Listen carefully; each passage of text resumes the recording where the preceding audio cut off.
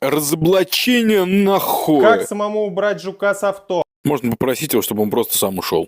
Возьми плоскую отвертку и убери рыхлую ржавчину до металла. Жук потрепан, но все равно грызет авто изнутри, поэтому обязательно вытрави его преобразователем ржавчины. Добейся, чтобы жук почернел. Теперь рассказываю для всех подробно. Почерневший металл — это то же самое ржавчина, просто она у вас не законсервирована, а размягчена. И вам нужно убирать ее механическим путем, и ни в коем случае не закрашивайте ее. Металл должен быть обязательно чистый. Вам нужно добиться максимального блеска. И уже потом на чистый голый металл нанести кислотный грунт, либо эпоксидный грунт. В противном случае данной процедуры хватит буквально на 3 месяца. Если у вас есть время это все переделать, то пожалуйста. Видео о том, как все это правильно справляется, уже на канале. Лайк, подписка от души.